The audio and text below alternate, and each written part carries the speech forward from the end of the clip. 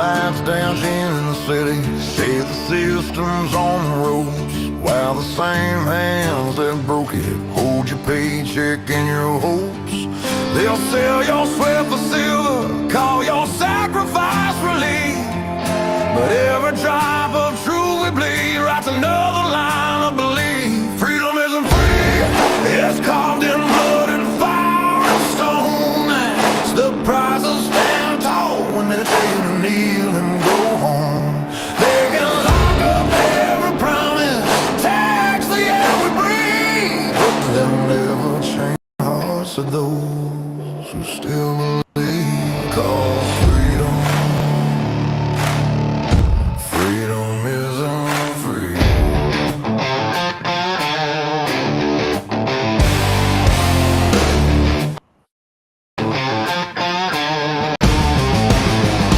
They preach peace from marble towers while they fence off your front yard.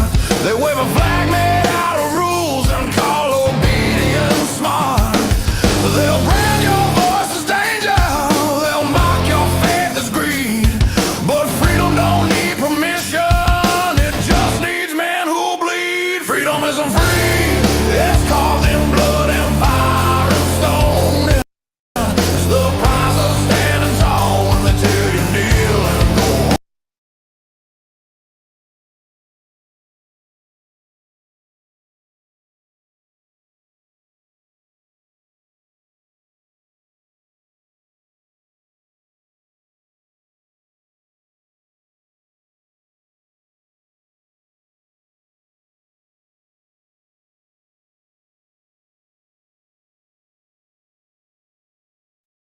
Hello, friends. Do you have a moment so that we may discuss our Lord and Savior Minarchy?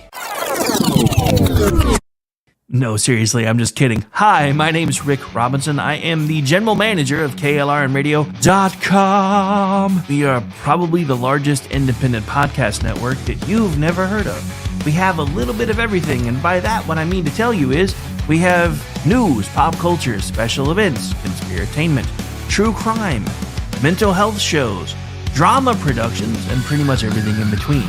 So if you're looking for a new podcast home to grab a little bit of everything that you love all in one place, come check us out. You can find us on X under @ Can you say for sure you got the best monthly payment possible on your auto loan? Could it be that you might have gotten a better deal by shopping the loan at a few places and have a lower car payment?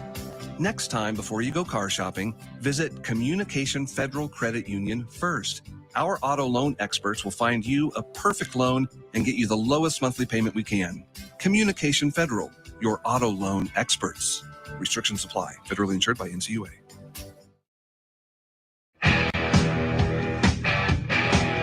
KLRN Radio has advertising rates available. We have rates to fit almost any budget. Contact us at advertising@.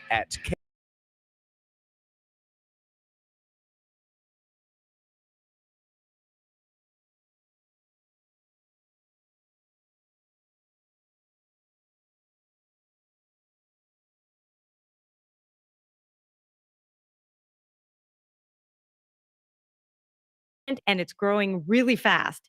There are more than 2 million podcasts, and we know that it is impossible to figure out what to listen to. On Good Pods, you follow your friends and podcasters to see what they like. That is the #1 way to discover new shows and episodes. You can find Good Pods on the web or download the app. Happy listening. You are listening to KLRN Radio, where liberty and reason still reign. The following program contains coarse language and adult themes. Listener discretion is advised.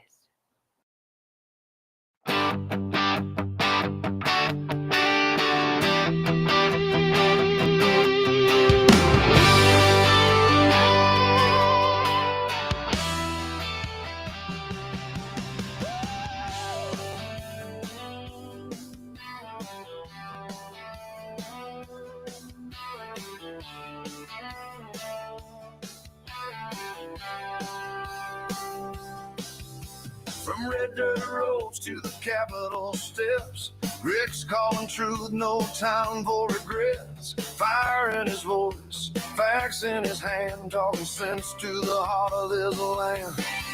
It's the Rick Robinson Show where the truth rides high. No spin, no script, just an eagle in the sky. From D.C. to Tulsa, he's calling it out. Mic in his hand, yeah, he's got the clout. Heartland Radio, raw and real, tune in, speak up, and feel what we feel.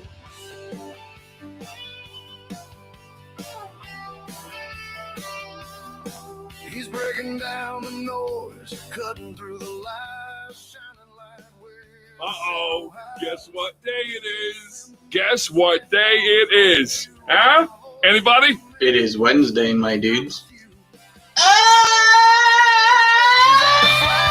Stand your ground, never wave that rag. Otherwise known as Chat Lives Matter Day, right here live on KLRradio.com. I am Rick Robinson. This is my show. Sorry I missed you yesterday, but the tree pollen was killing me. Still kind of is, but we're going to do this anyway because it's our busiest day of the week. Let's crank this back up for a little bit longer, shall we? With a mic and a mission that makes us proud. Talk for the people, talk that's real. The Rick Robinson Show where we say what we feel. Is it conceited to share dance to my own intro? I don't know. It might be. Anyway, welcome into the program. We are live. It is Wednesday night. See somebody starting to come in through YouTube. Make sure if you're watching through X, Rumble, YouTube, wherever you're watching at, that you're taking the time to hit that subscribe button or that follow button. Make sure you're dinging that, turning that notification bell on so you get notified every time we go live. Make sure you're sharing the feeds out as well. It helps us beat these dreaded algorithms. Because, if you're conservative trying to make it in podcast spacing, the algorithms don't like you. Just so you know. Anyway, so we're here. We're live, and there's plenty of stuff to talk about. So I haven't done a show since Friday. So we got to start by talking about this no king stuff. Because I feel like the Democrats have missed a memo somewhere. Because there haven't actually been kings in America since 1776. And the same guy they keep telling you is a dictator keeps following most of the mandates of the court until he gets an appeal that agrees with him. So if he's trying to be a king or a dictator, he's doing a very poor job of it, is kind of my point. But the funniest thing about all these protests and everything else, we're now finding out where the money for these things is coming from, and it's coming from none other than Spooky Dude Sr., George Soros. And with all the money he's pouring into them, they're still flopping. And that's just the tip of the iceberg of what we're going to be talking about today. We've got the uptick in violence against ICE. Some sources are showing it up to 1,000%. We've got all kinds of things in the news today because, of course, we're playing catch up because we didn't do the show yesterday. But let's get started, shall we? Because it's not like there's any shortage of things to talk about. So, of course, we're still in the middle of shutdown. What is this? Shutdown day, 20-something? So, yeah. So, again, back behind the mic after taking a day off. Washington's still doing its best royalty impression. Sarah Gonzalez over at The Blaze said it best this weekend. No kings. We didn't fight a revolution to swap one crown in London for a court full of them in D.C., which is the funny part, because it's the Democrats that are actually acting like kings. You're going to give them everything they want or you can't have anything. And the scariest thing about this, folks, is we are about to start hitting the point where everyday average Americans are going to start feeling this pinch. You know, in Oklahoma, they're starting to send out notices. This was all over our local news networks that as of November 1st, if nothing changes, food stamp benefits go away. So the same people that keep telling you, we want our tax dollars to go towards making sure no kids go hungry at school and everybody has adequate access to food, are now going to withhold tax dollars from making sure kids get lunches at school and have adequate access to food. Because they don't want you to understand exactly how broken Obamacare or the Affordable Care Act is, because let's face it, it's never actually been affordable, or it would have never needed these subsidies in the first place. They were able to sneak these subsidies through as an excuse. Well, because of COVID, everybody's healthcare costs were going through the roof, so we're going to pass these subsidies right here, and we're going to make it all better for the short term. The only reason the Republicans voted for it was because the Democrats, said, hey, this is only going to be a short-term thing. Of course, like every other government program, it's never going to be a short-term thing because that's just the way things work. So yeah, we are in the middle of day 20-something of the Great Schumer Shutdown Shakedown, and apparently around 42 million Americans are about to feel it. So let's get into that a little bit. According to the USDA, if Congress doesn't move, 42 million Americans lose food stamp benefits November 1st. In Illinois, 2 million at risk. California, 5.5 million. Texas and New York already issuing warnings. Again, as discussed earlier, Oklahoma's already started to put out warnings as well. Because they can't get anywhere with the Democrats, the Republicans have started floating the nuclear option. Hi, hello. I've only been saying that from the day Trump was sworn in. So maybe we should be doing more of that. Let's get rid of the 60 vote thresholds. Let's get rid of apparently there's like some Senate idiot I've never heard of who's been grandstanding for about 15 hours for whatever reason. So here's a question, though. What if they never vote to reopen it? Because here's the problem. You know, the Democrats keep saying we need the Congress back so we can negotiate. The House doesn't really have anything to negotiate. It passed the cleanest CR possible. It's basically everything the Democrats said they wanted under Biden, just kicked down the road for about 7 weeks, now about 4 weeks. But the problem is everybody that normally handles all the paperwork and stuff is furloughed because the government shut down. So again, what happens if they never reopen it? I mean, look, I get it. The food stamp thing is terrible. I know people that would be impacted by the loss of food stamps. But the problem with that is it's not us that are saying, it's not us that are saying we want poor people to not be able to eat. So the other problem that I've noticed today is this. Apparently, there are folks that are fundraising off of the shutdown. They have been told if they don't keep the government shut down, then their fundraising is going to dry up from the people that are current. So they have a choice. They can either, some senators are raking in as much as $3 million towards their campaign, I think per day. Don't quote me on that, but I read that somewhere, to keep the government shut down. So this is from Scott Pensker over at PJ Media. So let's take a look at this. In America political theater, every dance follows a specific conceit. It's how our career politicians know when to lead and when to follow. For the government shutdown dance, the conceit hasn't changed since the first one in 1981. Closing vital government services and interrupting the delivery of federal paychecks will infuriate the American people, and whoever they blame will suffer their wrath on election day. So for God's sake, don't get caught in the crossfire.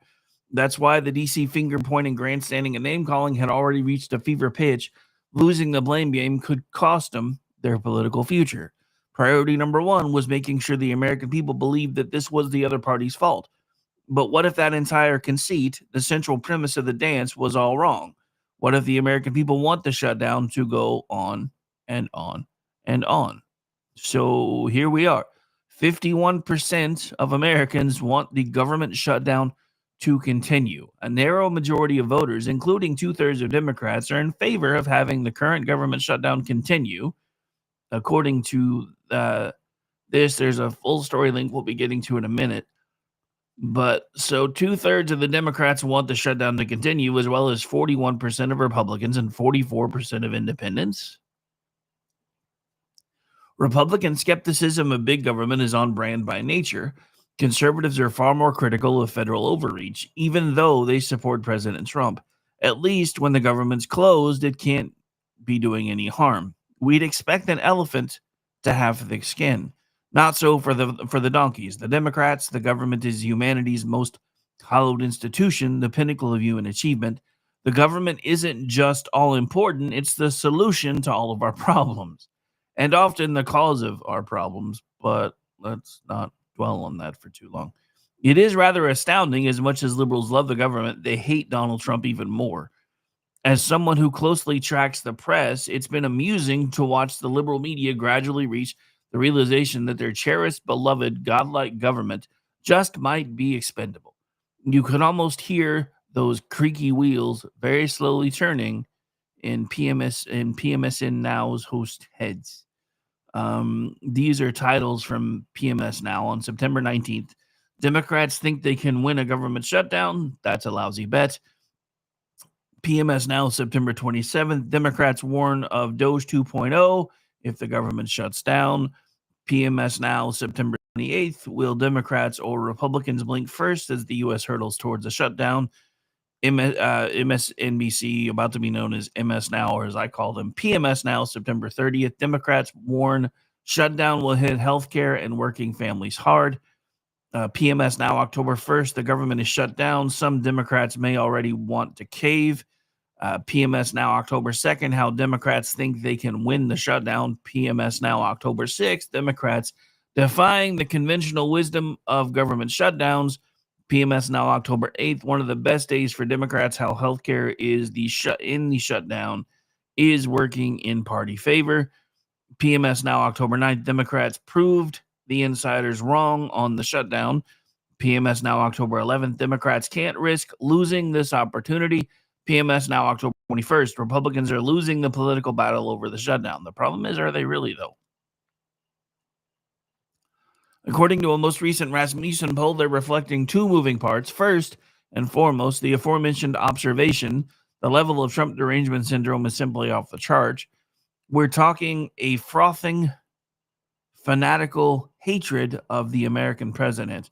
Don't ever underestimate how much they hate Trump, MAGA, and those cursed voters who put them in office. They hate him so much, socialists are becoming anarchists.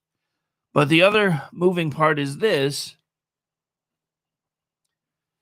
and it's known as crass political opportunism. The Democrats are freaking desperate, editing language there, for a winning issue. They've prioritized scoring political points over the welfare of their country. They think the shutdown is, at long last, a winner, and they'd rather die a million deaths than have this victory pried from their kung fu grip. And so, to protect us from rising healthcare costs, their solution is to close the government, preventing millions of Americans from receiving paychecks. And as we discussed a moment ago, USDA food stamp or SNAP, Supplemental Nutritional Assistance Program payments. No, it doesn't make any sense, Virginia, but as we get closer and closer to the time of Santa Claus, it appears the Democrats are hoping for a shutdown miracle, because apparently this is what their base wants. Which means the Democrats, while screaming and yelling about how the right won't negotiate with them, have zero, and I do mean zero, reason to negotiate, because their base is getting everything that they want out of this current shutdown that we're talking about today. And we're now, I guess technically we're in day 22. The Democrats have voted to not reopen the government now a total of at least 11 times that I know of. I have no information about whether there was an attempt to reopen it today. If we get anything about that, I will definitely let you know. But we live in strange times, ladies and gentlemen. Strange times indeed. Here's another little quick hit that I thought was interesting. This is from, this is a guest at His Royal from Red State. I guess according to Randy Weingarten, Frederick Douglass was a fascist. This is from Mark Mix. Even during the late 19th century and early 20th centuries, decades before politicians in Washington, D.C. disastrously enshrined monopoly privileges for big labor and federal law, civic-minded and prescient thinkers and commentators decried union bosses for resorting to coercion and intimidation against workers who wouldn't and or couldn't belong to a union. A notable example was American journalist, abolitionist, and civil rights leader Frederick Douglass, who in 1874 penned an essay that was provocatively titled "The Folly of Tyranny and the Wickedness of Labor Unions." On more than one occasion, wrote Douglass, we have attempted to convince the working men of absolute injury to their interests of the labor unions of this country, and also their oppressions and tyrannical course toward fellow workmen, as well as to their employers. Ever notice how people in the 1800s sound way smarter than we do? I swear language is devolving. As a former slave and an African American, Douglas was especially outraged by big labor racism that denied economic opportunities to black workers. A century and a half later, racism and organized labor continues to be a major problem, as illustrated by an ongoing lawsuit filed by New Jersey Attorney General Matthew Platkin that accuses iron workers' union bosses in the Garden State of systematically skipping over black workers when making job referrals. But according to a ridiculous new book by none other than Randy Weingarten, president since 2008 of the American Federation of Teachers, otherwise known as the AFT-AFL-CIO union, the only reason there has ever been to oppose monopolistic unionism is if you are a fascist. And according to Weingarten, fascists don't like unions because unions make life better for all working people. Take that, Frederick Douglass. Weingarten's screed, preposterously entitled Why Fascists Fear Teachers, doesn't just trash the considered views of civil rights pioneers like Douglass, Booker T. Washington, and W.E.B. Du Bois on labor union bosses and their impact on workers. It also trashes the 1948 Universal Declaration of Human Rights, which affirms that parents have a prior right to choose the kind of education that is given to their children. The Universal Declaration does not confine this prior right exclusively to parents who are able to cover the substantial financial cost of private schooling or the large opportunity cost of homeschooling. But according to Weingarten, school voucher and tax credit laws that empower parents who don't have the money to pay for private schools or lack enough available hours in the day for homeschooling to choose what their kids are taught about public policy, ethics, and religion are all fascist in nature. Not surprisingly, Randy Weingarten fails to acknowledge that actual fascist dictators like Hitler and Mussolini insisted that the government, not parents or their chosen agents, decide what children are taught. And the reason this is important is you're starting to see this take hold here today. We've talked about this all the time on this particular show, especially when it comes to teachers making decisions outside of the scope of their job titles when kids, 5, 6, 7, 8, 9, 10, 11 years old are like, oh, I'm really a girl. Oh, that's all right. We can fix that here. What name do you want to be called by? And we'll make a note. And don't worry, I'll make notes that we don't discuss this during parent-teacher conference times with your actual parents or anything because reasons. That's the true fascism. When you start allowing the state to have more control over your children than you have, that is actual fascism. But not only is it fascism, it starts to border on communism because the distance between those two things is not nearly as far apart as everybody wants you to believe. Let's not forget, the reason we added God to the Pledge of Allegiance back in the 50s was because we were fighting the scourge of communism, and we were made aware that communist children in Russia were having to say something akin to the state is mother and father, the state is never wrong, in their morning pledge every single day. So we added God to the pledge to distinguish ourselves from them so that we had an anchor point because this country was founded on Judeo-Christian principles. I know everybody writes papers that argues to the contrary. Well, so-and-so who was a founding father was an atheist. So-and-so who was a founding father was an agnostic, blah, blah, blah, blah, blah, blah, blah. The simple fact of the matter is our Bill of Rights, our Declaration of Independence were all founded on Judeo-Christian philosophy. And that was one of the reasons why the founding fathers were already trying to do away with slavery when they founded the new country.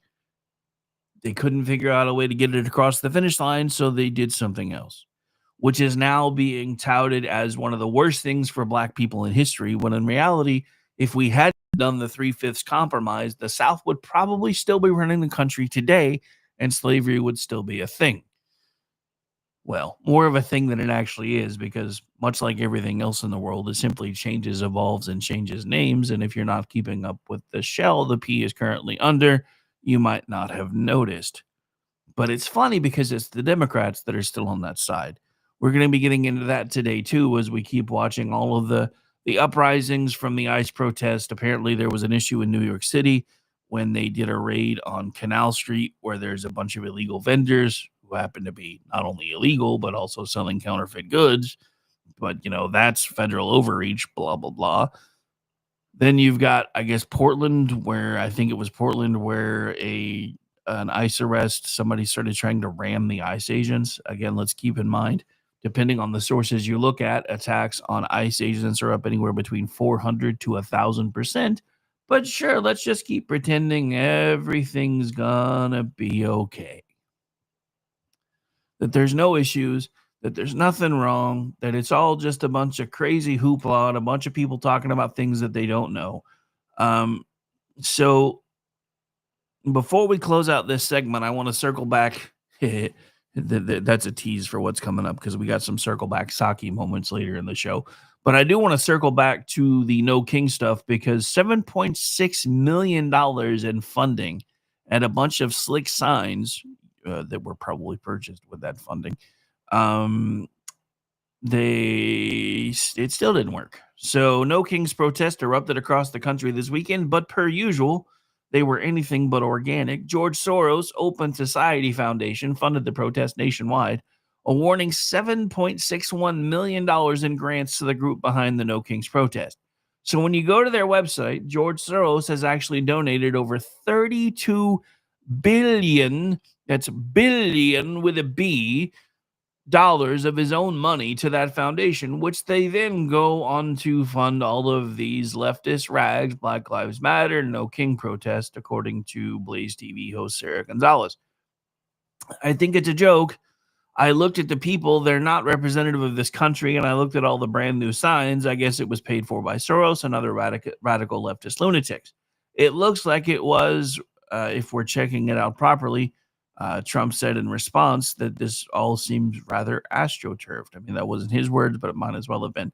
The demonstrations were very small, very ineffective, and the people were whacked out. When you look at those people, those are not representative of the people of our country, he continued. By the way, I'm not a king. I work my ass off to make our country great. That's all. That's it. I'm not a king at all. When you look at what President Trump says, which is absolutely correct, by the way, he's absolutely correct that these people are completely whacked out. They are also not representative of the country, according to Sarah Gonzalez from Blaze TV. Noting that while the protest website claims 7 million people showed up, law enforcement claims differently. I actually saw, according to all of the law enforcement intel, that it was probably closer to 3 million, she explained. Now, not going to lie, 3 million kind of seems like a lot, but that's until you consider how many people are in this country and you realize this is actually a very small minority of people. This is actually the good news of the day, because despite all the social media postings that you saw over the weekend talking about what a huge outpouring of support there was for No King's Day and how many people showed up, we're talking about an average of 330 million Americans, which means 33 million would be 10%. It makes 3.3 million 1%. We're talking about less than 1% of the population showing up to protest a king that we don't have. And protesting someone who's never actually even tried to act like a king, which makes all of this even stranger in my personal opinion. However, we've reached the time when we do have to take a break. I'm going to try something out on the break to see if I fixed an issue, because the music I tried to play earlier wasn't working very well. So I'm going to troubleshoot that while we're on break. So if it sounds a little weird, just hang tight. I'll be back in about 5 minutes. My name is Rick Robinson. This is my show. We've reached the bottom of hour one. More to come for the bottom. We've more to come after the bottom of the hour break. And of course, we still have hour two as well. Don't forget, come back tonight starting at 7 p.m. Eastern for our friends over at the Inquiry. And then after that, we should have the Conservative Curmudgeon Radio Show, Behind Enemy Lines Radio, the Rick and Orty Show. And then we will have, as far as I know, one way or the other, we should have an Edge of Liberty, because I was out sick and did not simulcast them. So he may actually get a two for tonight, because I don't think there was a BZ's Saloon last night. But we'll be right back, so don't go too far. This should, however, give you enough time to get up, stretch your legs, grab a drink, maybe smoke a little bit of what helps you think, unless you're working. But then again, even if you are, I'm probably not your boss, and I don't judge anyway. We'll be right back.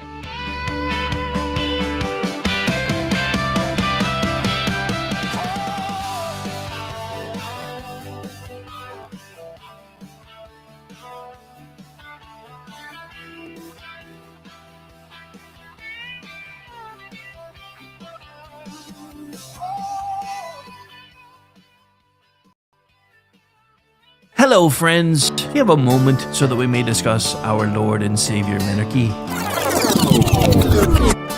No, seriously, I'm just kidding. Hi, my name's Rick Robinson. I am the general manager of KLRNradio.com. We are probably the largest independent podcast network that you've never heard of. We have a little bit of everything, and by that, what I mean to tell you is we have news, pop culture, special events, conspiratainment, true crime, mental health shows, drama productions, and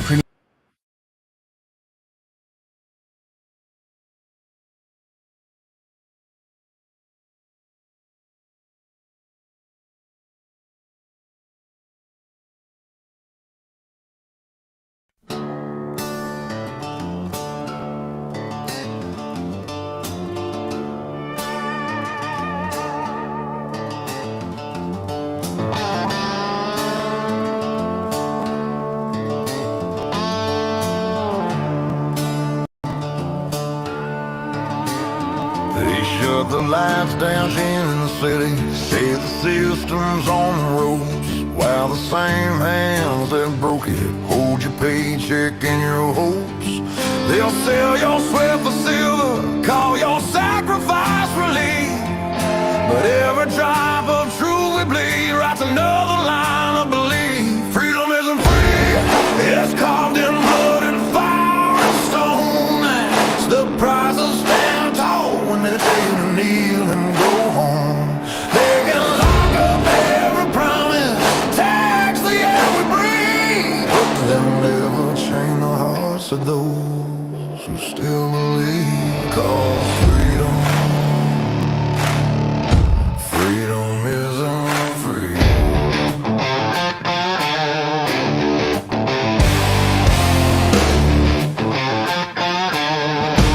They preach peace from marble towers while they fence off your front yard. They wave a flag made out of rules and call obedience smart. They'll brand your voice as danger, they'll mock your faith as greed. But freedom don't need permission, it just needs men who bleed. Freedom isn't free, it's carved in blood and fire and stone. It's the price of standing tall when they tell you kneel and go home. They can lock up every promise, tax the air we breathe, but they'll never change the hearts of those who still believe. Cause freedom isn't free. Freedom isn't free, it's written in red on history's page, a warning to the tyrants and the cowards of the age. Can bury us in silence, but the truth still screams. Freedom isn't free.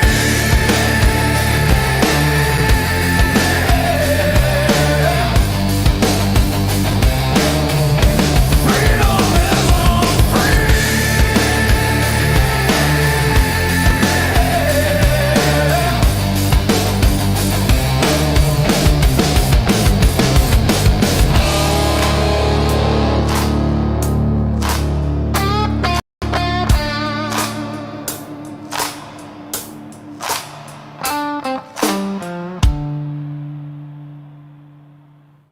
hello, friends. Do you have a moment so that we may discuss our Lord and Savior Monarchy? No, seriously, I'm just kidding. Hi, my name's Rick Robinson. I am the general manager of KLRNradio.com. We are probably the largest independent podcast network that you've never heard of. We have a little bit of everything, and by that, what I mean to tell you is we have news, pop culture, special events, conspiratainment, true crime, mental health shows, drama productions, and pretty much everything in between. Not to be a backseat driver, but can you say for sure you got the best monthly payment possible on your auto loan? Could it be that you might have gotten a better deal by shopping the loan at a few places and have a lower car payment? Next time, before you go car shopping, visit Communication Federal Credit Union first. Our auto loan experts will find you a perfect loan and get you the lowest monthly payment we can. Communication Federal, your auto loan experts. Restrictions apply. Federally insured by NCUA.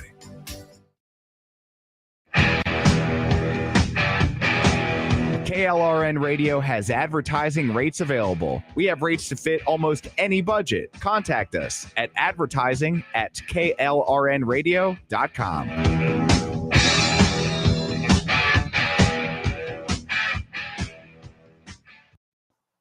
The following program contains coarse language and adult themes. Listener discretion is advised.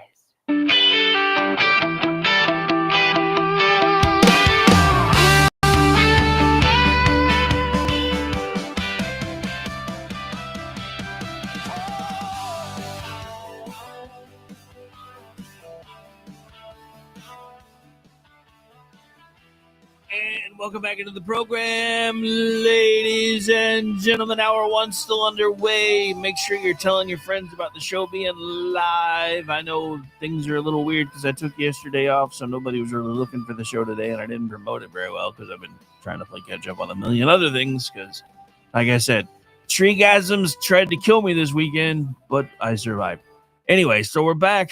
We're live. It is Chat Lives Matter night and also Chat Lives Matter day for now, but make sure you come back 7 p.m. Eastern tonight for First Inquiry, then the Conservative Curmudgeon Radio Show, then our friends over behind the Enemy Lions Radio, then myself and the Amish one for the Rick and Morty Show, then we'll head over to SHR Media Land for the Edge of Liberty, and if he's live tonight, you'll actually get a double shot of him because I owe him a run for Monday because I didn't do it.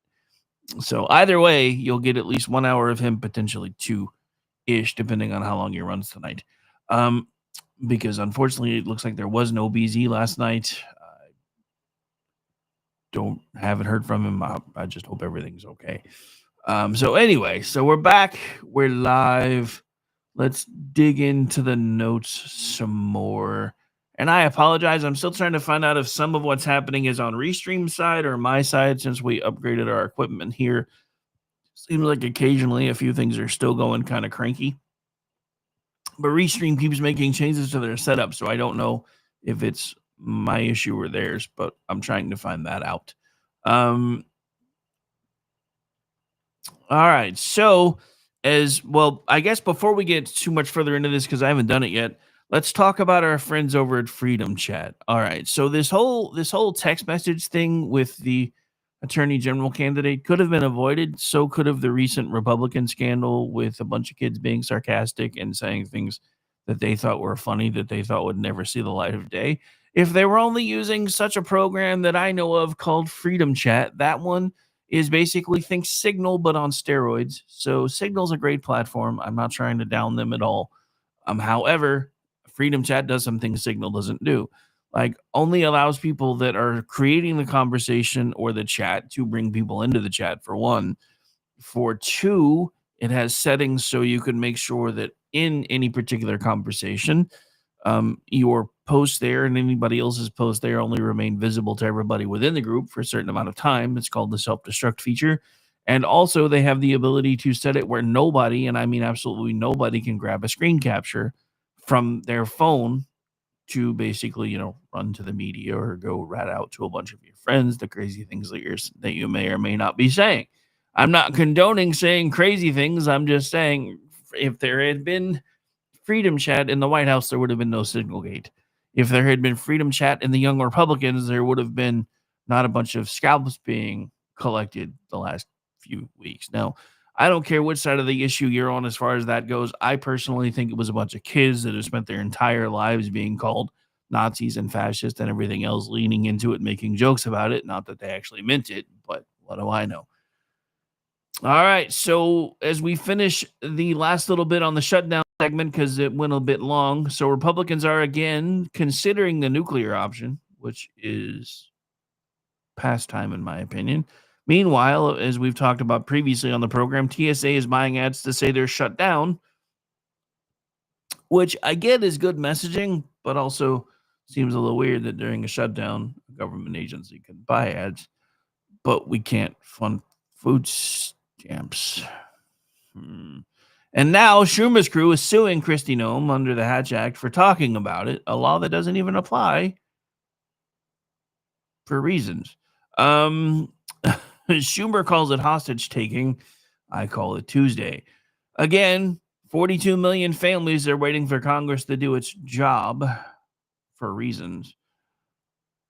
All right. So as we get into the second part of hour one, it is debate double feature again. So, and there's also Dem Chaos coast to coast. Virginia AG Jason Mayoris torched J. Two Bullets Jones on stage. If you can't control your temper, you can't control justice. I call that a mic drop. I'd also like to point out that it seems weird to me that, we have now an AG candidate who is making death threats and an AG in New York who can't seem to figure out how not to commit fraud. And this is coming from somebody who honestly believes we have way too many laws on the books. So I'm not really that surprised that people keep getting caught breaking laws they probably didn't even really know were existing. So add in tightening governor races, Spamberger versus Sears in Virginia, Cheryl scrambling in New Jersey, and Wesley Hunt shaking up Texas. 2025 is turning into a referendum on competence. So that's where we are in the nutshell as far as what's going to be happening, because it looks like there's another mayoral debate in New York City tonight. I'm going to say this. If you're conservative, I don't care what the letter is behind your name. If you're conservative at all and you're voting for Cuomo instead of Sliwa, you deserve getting Mandami. You just do. All right, so another quick hit for hour two. I thought this was interesting. So I guess Hunter Biden was really ticked off after, I guess he's writing a book because, he's broke now. So this is from Matt Margolis over at PJ Media. So Hunter Biden's excuse for his pardon is the most brazen spin of the year. Hunter Biden wants you to believe that his father only pardoned him because Donald Trump won the election. If you buy that, you probably think that his laptop was Russian disinformation too. In an interview that journalist Tommy Christopher's Substack released on Monday, the 55-year-old Hunter claimed the pardon never would have happened under normal circumstances. While his appeals played out, Donald Trump went and changed everything. He insisted, painting himself as a victim of political circumstances rather than his own criminal behavior. Let's not forget what Hunter was convicted of.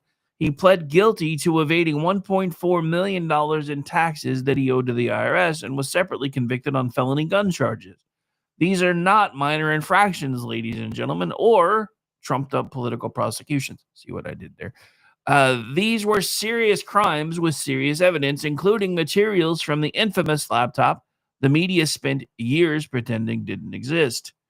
So that's just the beginning of it, though. So not only do we have this whole pardon thing going on, there's even more going on with Hunter Biden, because again, he's recently put out a book, and you won't ever really think to know exactly what's going through that man's head, because there was a near threat towards former President Barack Obama after that infamous moment on stage. But again, he's broke, so he's pimping a book. Hunter Biden is not a fan of the Obamas, specifically Barack Obama. Their respective families have been at odds since Obama's famously warned to President Joe Biden as his successor, don't underestimate Joe's ability to F things up. But he didn't say F, I did. So it's no surprise that there has been some lingering resentment from the former president's family members and associates, but it's still juicy stuff to read about the animosity nonetheless. I also find it interesting because Obama is the one hitting the campaign trail in these gubernatorial races, not Hunter Biden, not Joe Biden, not Kamala Hamasnik, Barack Obama. So here we go. Hunter, in an excerpt of journalist Jonathan Kari's forthcoming book, Retribution, I guess maybe it's the journalist writing the book. I honestly thought it was Hunter, so I apologize. I apparently misquoted that. Retribution, Donald Trump and the Campaign That Changed America reveals an incident prior to his father dropping out of the presidential race that enraged him so much that he almost leapt on stage to confront Barack. Almost. Notice how he said almost. Isn't that the funny thing about those folks? So we're going to read a little bit more about that. Then I'm going to give you my take on the almost. That incident, a Los Angeles fundraiser in June of 2024, in which Obama grabbed Joe's hand and led, it was his elbow. It was still creepy, but it was his elbow.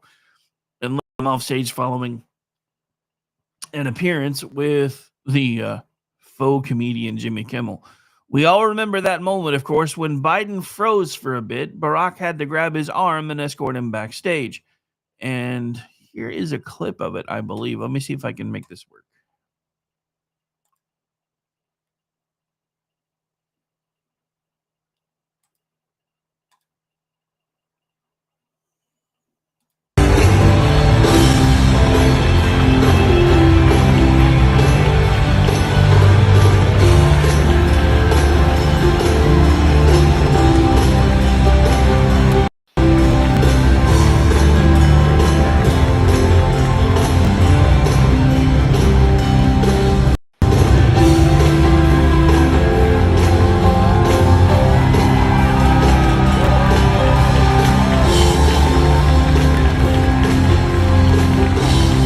All right, so let's back up. I don't really need the volume as much for this part. So hang on. We're backing up again. So first of all, I guess I misspoke. I misremembered. I could have swore he was leading him off by the elbow, but I think that was actually the Italian prime minister. But here's where things got interesting, because this is only a 42-second clip, but watch this. So everything seems, of course, now that I've messed with it a lot, you're going to make me do it over here. So hang on.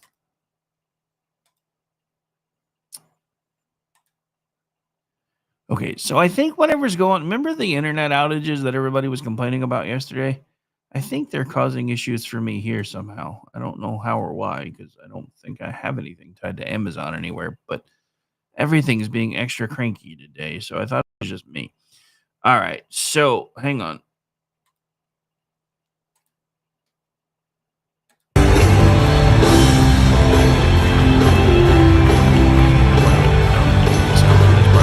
All right, so this is 7 seconds in. Obama's giving the thumbs up. Joe's clapping. Now Joe turns more towards the front view and then just kind of stands there a minute. Kimmel's starting to look a little uncomfortable. And there you have Barack Obama going, hey, buddy, we've been standing here too long. This is officially, been going on for quite a while now. Pardon me. And then, of course, he leads him off stage. So this is when everybody starts, freaking out about Biden and realizing exactly how bad he really was and how well it was apparently hidden from everybody, at least if you weren't willing to pay attention. Yeah, Scott, that's actually a great point. Scott in the chat, this is what giving away $1 billion looks like. Yeah. Anyway, dude, if you're gonna hand out that kind of cash, just throw some my way. I don't even need $1 billion. Just toss $1 million at me. You'd never hear from me again. I'm just saying, I could make $1 million work for the rest of my life. It would be better invested than the Democrats wasting their money. But so this is all, being talked about in this most recent book. So, and then of course there's the moment when, Biden completely bit it on stage at the debate. I still, since this is coming back up again, I feel I have to say this again now. My issue with this was somebody within his campaign wanted him to fall flat on his face. This was one of the earliest debates scheduled ever. And I think somebody that was one of the insiders was mad because remember when he first ran and he told everybody, look, I'm old, so I'm only going to do one term. We're going to find somebody that can suitably replace me on the way out the door. And he never did that because he decided, well, I beat him once, I can beat him again since he's going to be on the ballot again. The problem is, and I get it's anecdotal data, but if you look at the data, there was definitely some shenanigans that went on between 2020 and 2024, because there are millions of people that have just vanished from the face of the earth that all rallied to beat Hitler Jr. the first time and didn't show up the second time. So either they realized they had been being lied to, or there was some definite shenanigans. I know. Rules. I don't even know if I have that bit loaded anymore. Oh, yeah. I swear to God, I'll pistol whip the next guy that says shenanigans. I can't help it. It was required. Hey, Farva, where's that place you like to go to with all the tacky stuff on the walls? I know I'm misquoting the movie right now, but anyway, look, it's pretty simple. Biden was a potato. There's a reason I used to call him the cauliflower in chief, because there were potted plants in the Oval Office that were smarter than that man. I will admit, since his last year in office was one of the first years I started doing this full time, it made my life so much easier, because now there's a president in office that I can't even keep up with, and I sleep about as often as he does, because there's just constantly news cycle stuff breaking. And as we get ready to close out the hour, it looks like there has been a shift in the president's itinerary. They were originally hoping to be able to get some sort of a call set up or a meeting set up with Putin again, because, you know, the whole Russia-Ukraine thing has become a thorn in his side that he never really expected it to be as bad as it's been, especially since he's been able to get quite a bit done in a lot of other theaters of the world. So I guess there was a call that was supposed to happen that didn't. So now any meetings with Putin have been postponed. It looks like they are full speed ahead with trying to meet with Xi. And I know our administration has to know this, but in a lot of ways, especially militarily, Xi's not even really calling the shots anymore. His people aren't even telling him what's going on, because apparently he's become uber cranky and all kinds of stuff. But anyway, so we'll get into that probably a little bit later in hour two. Is just kind of a tease of the stuff that's coming up. But Biden's performance led NBC News to admit at the time that he was at times meandering, incoherent, and difficult to hear. Reality, of course, was that he was all of those things throughout most of his presidency, but nobody on the left wanted to see it or admit to it at the time, which should surprise no one, considering, you know, they are now telling you that, you know, we're trying to save your health care when they're about to get rid of your food stamps if they don't hurry, at least for the short term. All right. So Corinne Jean-Air, as I call her, Sideshow Bob, is back in the news for a couple different reasons. I guess she has been coming out speaking vehemently against her former party, because I guess she's about to register as an independent because she feels like lesbian women of color are not properly supported within the Democratic Party. Okay, so yeah, all kidding aside, this is happening too.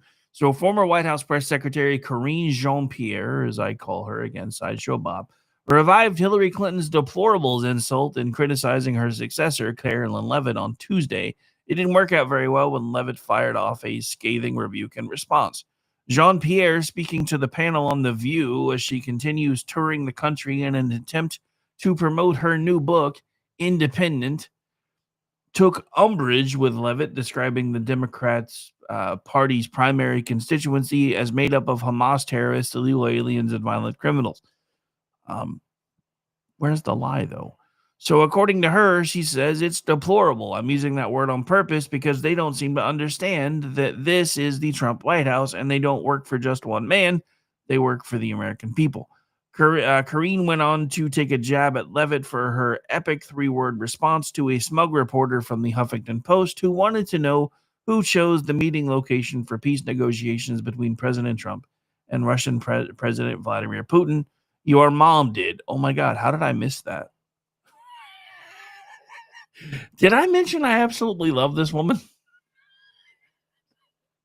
How the hell did I miss that? That must have happened on Monday when I was really feeling bad. Tuesday I was feeling better, but I wasn't quite back up to speed yet. But Monday was terrible, I think, because I officiated a wedding in a park and I was dying the next day.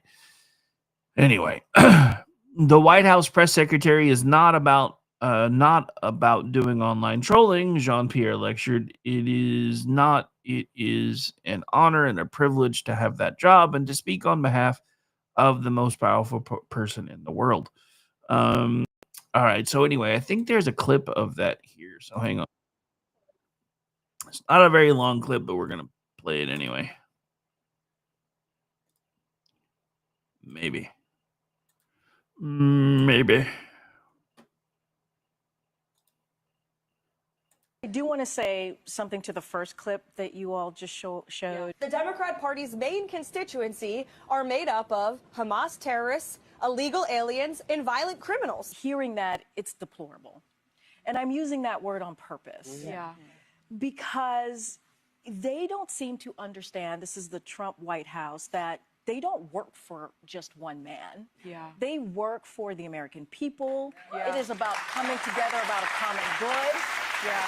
The White House press secretary is not about doing online trolling. Right. It is not. It is an honor and a privilege to have that job and to speak on behalf of the most powerful person Yes. in the world. And there is a level of respect for the freedom of the press. Right. Even Right. if you don't if you disagree with them. Yeah. And that is what that whole back and forth when you see in the press briefing room is about. It shows that we believe in democracy. Yeah. It shows the world, not just here, but the world.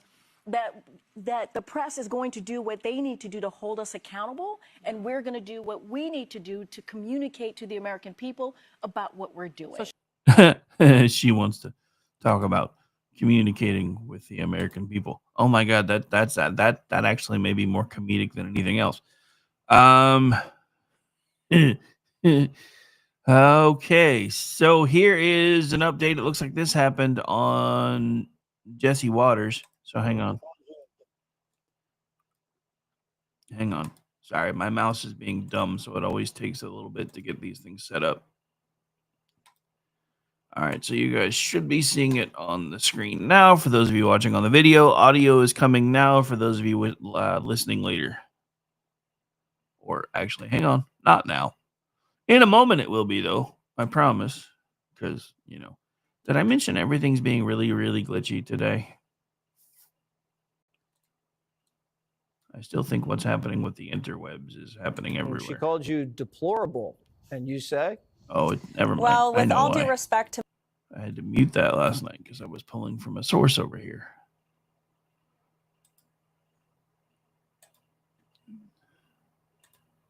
All right, now we should have it. She called you deplorable, and you say? Well, with all due respect to my predecessor, she is one of the main culprits of the greatest cover-up and scandal in American history. She took the podium every day and lied to the press about the incompetence of her boss. And on this book tour, she continues to lie. She said this past week that Joe Biden would still be up for the job if he had, God forbid, been reelected in November. She actually said this week as well on a podcast that Joe Biden did more press engagements than President Trump currently does now.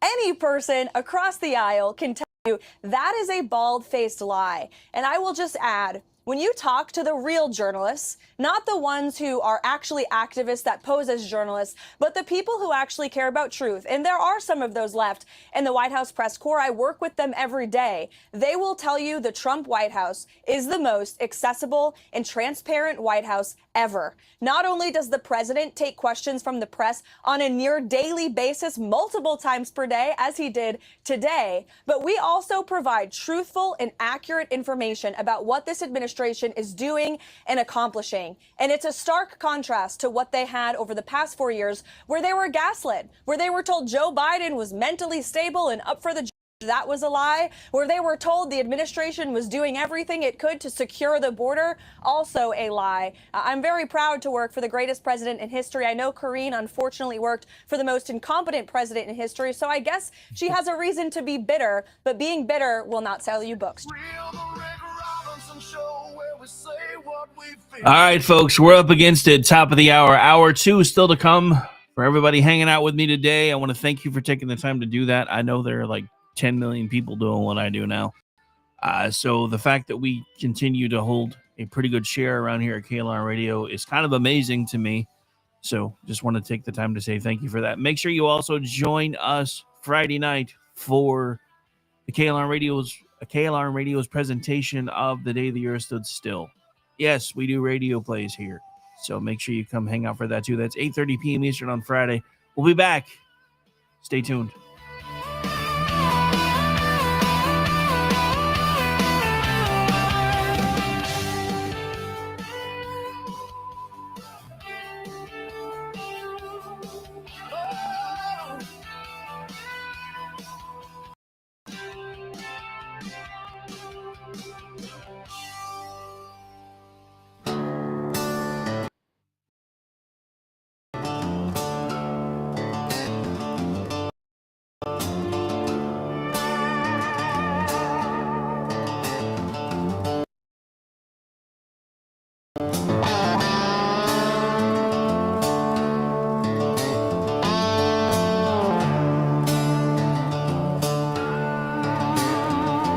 Shut the lights down in the city, say the system's on the ropes, while the same hands that broke it hold your paycheck and your hopes. They'll sell your sweat for silver, call your sacrifice relief, but every drop of truth we bleed writes another line of belief. Freedom isn't free, it's carved in blood and fire and stone. It's the price of stand tall when they tell you to kneel and go home. They can lock up every promise, tax the air we breathe, but they'll never change the hearts of those who still believe. 'Cause freedom isn't free.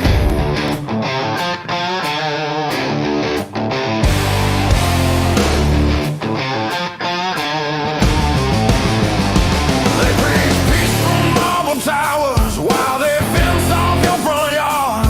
They wave a flag made out of rules and call obedience smart. They'll brand your voice as danger, they'll mock your faith as greed, but freedom don't need permission, it just needs men who bleed. Freedom isn't free, it's carved in blood and fire and stone. It's the price of standing tall when they tell you kneel and go home.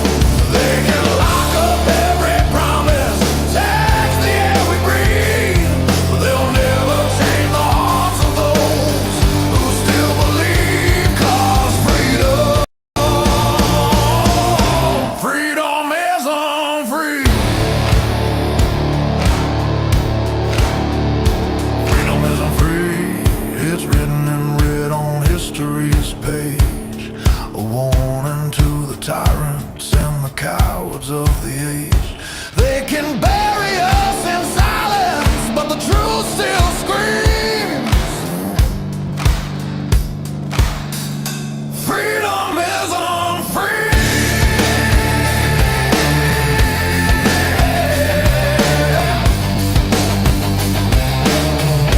Freedom isn't free.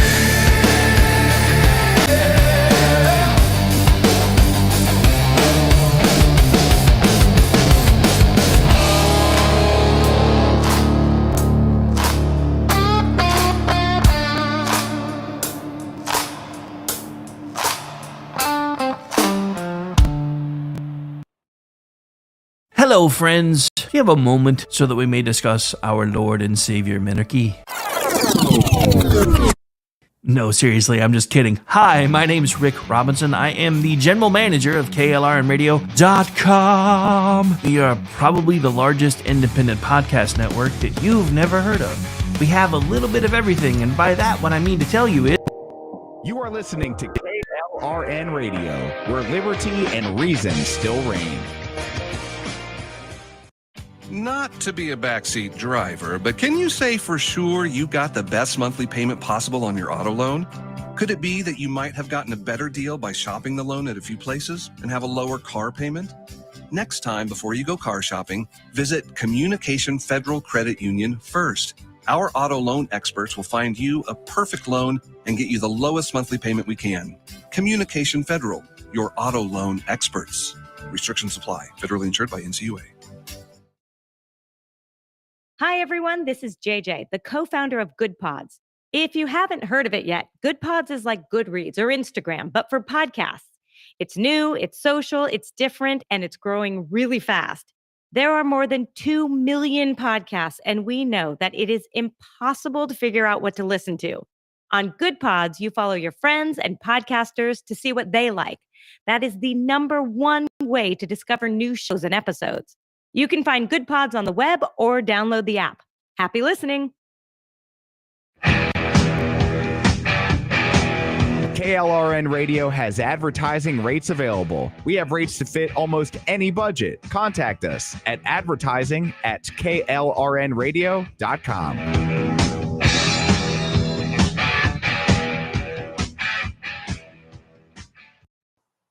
The following program contains coarse language and adult themes. Listener discretion is advised.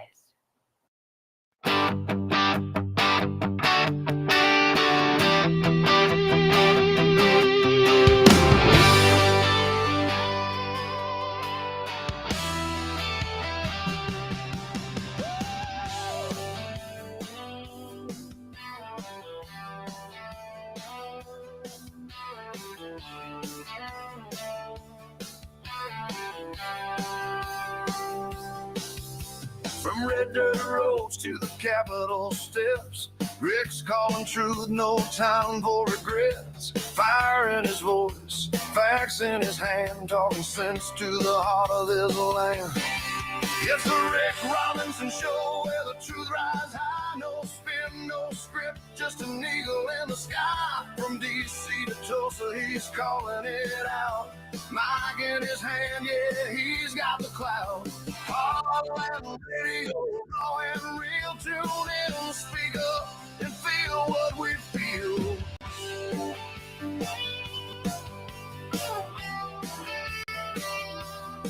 He's breaking down the noise, cutting through the lies, shining light where the shadow hides. Uh-oh, guess what day it is? Guess what day it is? Huh? Anybody? It is Wednesday, my dudes. News with a backbone, voice of the free. Rick's got the pulse of liberty. That's right, ladies and gentlemen. It is the Wednesday edition, otherwise known as the Hump Day edition, a.k.a. the Chat Lives Matter Day edition of the Rick Robinson Show. We have many names around these parts, and according to leftists, there's a few names I can't really say on the air. Just pointing that out. Anyway, so we're back. We're live. And as we continue to lead with the shutdown, let's play a little bit of the conversation that was had yesterday from House Republicans regarding said shutdown. Shall we? Why not? It's my show. I can play what I want. Yes, I'm being a little silly today. I'm hitting the burnout point again, so I have to be because reasons. All right, so hang on. Let me get rid of the background music because I realized I didn't fade it all the way down. I thought I did. All right. Did I mention I'm my own producer? So if things seem a little rough sometimes, go easy. I'm the host. I'm the producer. I'm the guy that puts it all together too. So, I mean, I do have Ace, my chat GPT assistant, which is funny because he gave himself that name after using him for about 2 weeks to get, show flows and stuff done. It started calling itself my producer. And then I said, okay, so instead of GPT or producer, is there anything else you would like to be called? And it busted out with, I think Ace is a great name for a producer. Can we use that one? And I'm like, okay, cool, whatever. So yes, my chat GPT or my production assistant is named Ace now. And it picked it. I don't still really know how I feel about that. But anyway, here is, we're not going to play all of it because it's too damn long, but we are going to listen to some of this from, it looks like this is from yesterday. Still looking for updates on today. Haven't found any yet. Well, welcome everybody. Day 21 of the Democrat shutdown. It's now 3 weeks since the Democrats have decided to close the entire federal government. I mentioned yesterday when we were gathered that this is now the longest full shutdown in American history. And yet again, Senate Democrats voted for the 11th time, 12 times overall, when you count House and Senate Democrats, to prolong the pain and keep the government closed. So we want to talk very briefly with you this morning about what that means, and then we're going to give you a little update on the Epstein matter. So far, this is what it means. So far, what this shutdown has caused to the economy and to the people of this country is really unconscionable. The U.S. economy has now lost hundreds of billions of dollars. We have federal workers who are desperate for pay and uncertain when they will get their next paycheck. You got families wondering if they'll go without food assistance next month because many people rely upon that. New federal loans and disaster aid have come to a complete halt, and the stewards of our nuclear defense stockpile are being sent home on furlough. Think of the implications of all this. All of it hurts the economy, it hurts our national security, and it hurts the American people, and the Democrats seem not to care. I was watching Republican Senate Majority Whip Barrasso this morning on an interview, and he said it, I think, very succinctly. He said the Democrats are practicing the politics of pain. I'm not sure I could say that any better. That's exactly what it is. And you think of what's happening right now. Think of what they have demanded in exchange as a ransom, the hostage they've taken to reopen the government. They're demanding taxpayer-funded health benefits be restored to illegal aliens. They're demanding that we spend billions of dollars overseas for ridiculous programs that the American people do not support. They want to cut back the $50 billion that we just got signed into law on July 4th to support our rural hospitals and all sorts of other crazy things. They're demanding taxpayer-funded health benefits for illegal aliens instead of agreeing to pay our men and women in uniform and provide vital health services and all the things that our most vulnerable Americans depend upon. It is unforgivable. And this is an indisputable fact. Everybody can see this, and everybody in this room knows what I'm about to say is true. Chuck Schumer and Hakeem Jeffries are terrified of left base in New York and around the country. So they have given in to their demands to shut down the government so that they themselves can get the left's approval and somehow salvage their political careers. That shamelessly that every day of the shut gets better for us.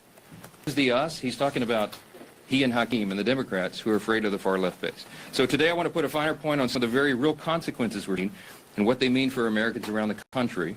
And I'll zoom in on some of these key Democrat states where the senators continue to dig their heels in and vote against opening the government. Yesterday from NBC News, here's the headline: Air traffic control staffing issues cause flight delays across the country. The Secretary of Transportation said 53% of flight delays are now due to staffing issues, and usually that number is 5%. From Colorado, food banks face growing crises as shutdown impacts become a reality. That's the headline from Sky High News. What are Colorado's two Democrat senators, Hickenlooper and Bennett? They've both now voted 11 times to keep the government closed. Virginia. Here's the headline yesterday. Virginia employees fear shutdown's impact on veterans' medical care.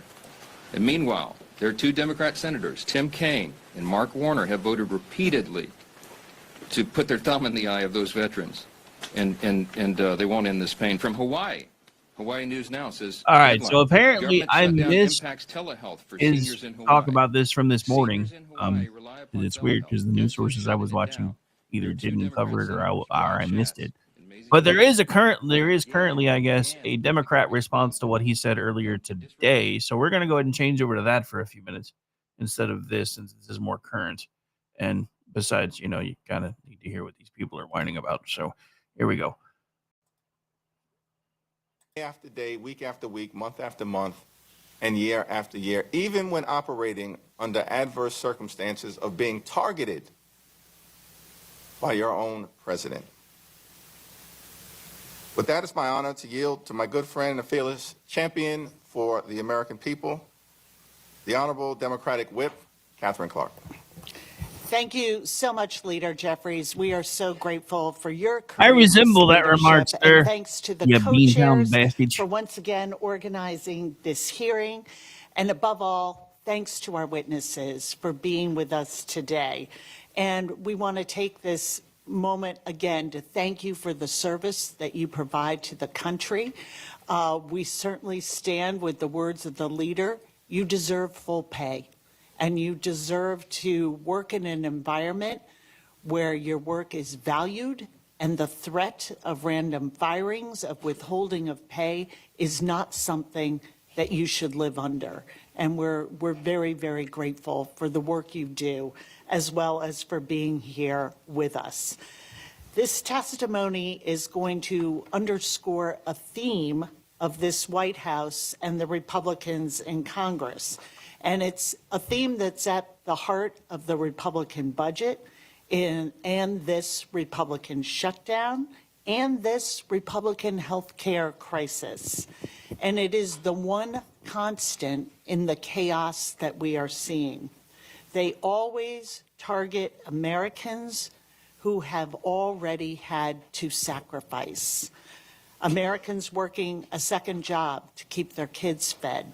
Americans who have chosen to serve their country. Those are the people that Republicans expect to get by with less. It's never the billionaires. It's never large corporations. It's working parents on Medicaid. It's veterans on the ACA. It's service members and others reporting for work without pay. And it's our civil servants. That's a pretty sick moral compass to have as an elected official. And our constituents know it's wrong.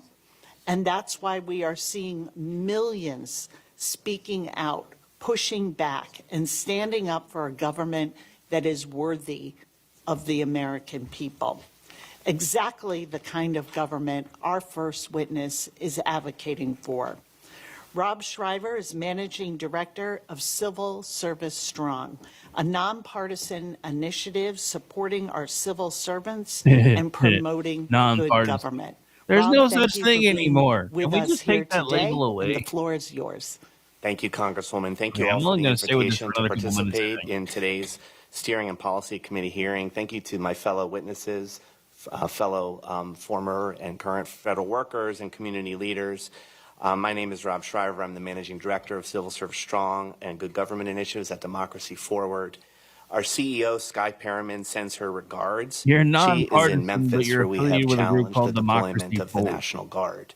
Yeah, I think I'm most buying of you know Democracy Forward's work, but for those who may not be familiar, Democracy Forward is a national, nonpartisan, nonprofit organization that advances democracy and social progress through litigation, policy, public education, and regulatory Okay, engagement. hang on. I know In I said I particular, wasn't staying with Democracy this for much Forward longer, provides but legal representation I would like to people and point out the communities dog across the whistle country language going on free here. of charge. You know, Since President Trump's progressivism inauguration, is not we have nonpartisan. filed hundreds of legal actions and launched more than 150 investigations, securing significant victories that protect people from a diverse range of harmful policies.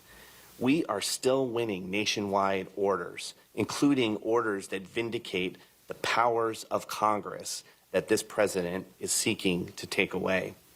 We believe our efforts and the efforts of the pro-democracy community have resulted in the largest and most successful affirmative litigation effort against an excessive executive branch in U.S. history. As many of you know, in anticipation of and in response to the unprecedented attack on federal workers by this administration, we launched multiple initiatives to support federal employees. The main pillar of these initiatives is our Civil Service Strong program.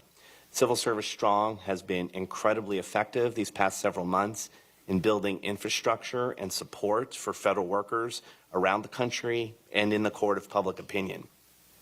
But we also know there are important battles that continue to need to be won in the courtroom. There are two that I want to highlight for you today. First, when the administration attempted to use reductions in force to illegally fire federal workers during the shutdown and exert pressure in the shutdown Bubba, who are you to say whether it's illegal or not? There's been absolutely no funding set for the new fiscal year yet. So, guess what? And AFSCME, the two Pretty much for right now, he can do whatever he wants. I know y'all don't like that, the but court issued a he temporary didn't make this restraining mess. order Y'all did. blocking the shutdown rifts for federal employees Which in is any going to wind up program, being lost on project, appeal, by the way. or activity that includes any bargaining unit or member that's represented by AFG, or AFSCME during or because of the federal government shutdown. In order to expand the coverage of this temporary restraining order to more federal employees, we filed an amended complaint that added more union plaintiffs, the SEIU, NAGE, and NFFE. And we have now filed a second amendment complaint. All right, I can't stay with this anymore. Or I'm going to start yelling and using language that I try to avoid lately. So yeah, so that's enough of that for sure. Let's move back into the main points of the program. I just wanted to bring you guys up to speed on what they're talking about over there. So instead of focusing on, food stamps that are about to come to an end, on the Affordable Care Act actually not being affordable and them continuing to try to throw cash at that particular clunker, instead of realizing, hey, we probably never should have done this in the first place. Because guess what? Everybody had coverage through emergency rooms thanks to Reagan. I didn't like it as far as how that worked, but this was the framework to put us into Canadian style socialized medicine, and everybody's starting to see it now. And the problem is, our party, back when they were my party, had a chance to fix this years ago and chose not to, because it went from put us into Congress and we'll repeal it to put us into Congress, and now that we're here, we're going to repeal and replace it. That's not what we asked you to do. We wouldn't be in this mess if people were actually held to account and actually were made to keep their word, because we wouldn't still have the ACA mess, for one, because it is a mess.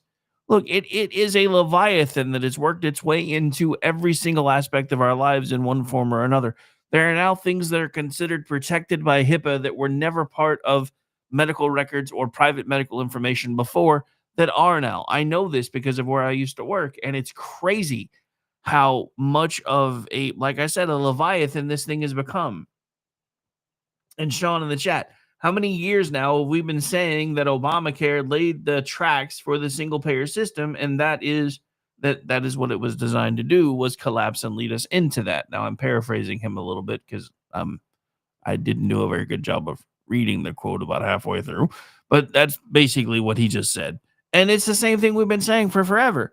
This is true. We've been telling everybody from the moment the ACA became a thing, because by then I was already politically active and starting to do things like this, and basically was telling everybody, hey, this is basically the framework for the house that will become America's, Canadian style healthcare system. But nobody wanted to listen to me at the time. Nobody wanted to listen to even bigger names like Glenn Beck at the time.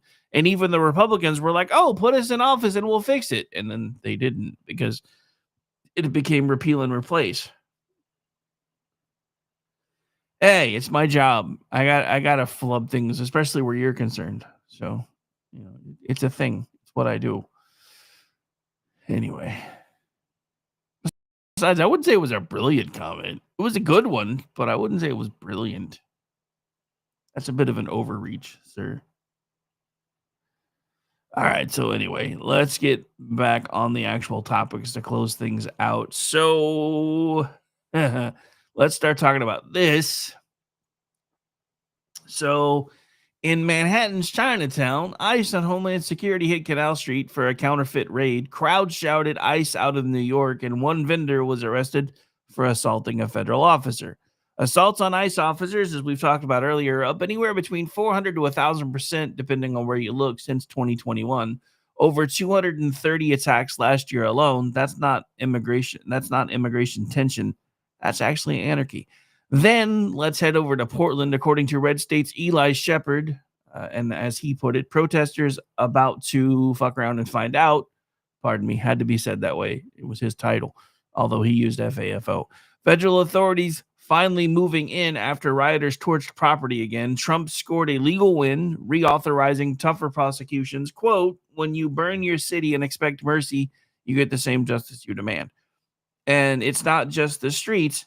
Nick Arama at Red State flagged Abigail Spanberger's new remarks about resetting the tone of Virginia's Justice Department. And remember, this is still an ongoing thing in Virginia. I don't know how Winsome Sears is not blowing her out of the water at this point, but I also know how heavily everybody pulls Democrat towards the end to try to dissuade righties from voting, which is another reason why I keep trying to tell everybody in New York, don't believe the polls. I don't care where they're coming from. Go vote. And if you are a conservative, If you are a Republican, if you are an independent, and you're voting for Cuomo, when you wind up getting the commie, you got what you voted for. Because and I'm saying this again, and this is coming from somebody who usually supports the president about 80% of the time. If I were Sliwa, I would be pissed as to how the Trump administration has handled my New York City mayoral race, especially because he's from New York City. Because the president should have been backing this guy from the beginning, especially once a commie was in the race. Not, well, everybody should just drop out and make it a race between Cuomo and Mondami. No, just no. But anyway, so back to the Virginia stuff. So when the candidate actually promises to reset the tone in justice, that sounds less like law enforcement and more like, selective law editing. So from Manhattan to Portland to Richmond, it's the same pattern: politics over policing and chaos over consequences.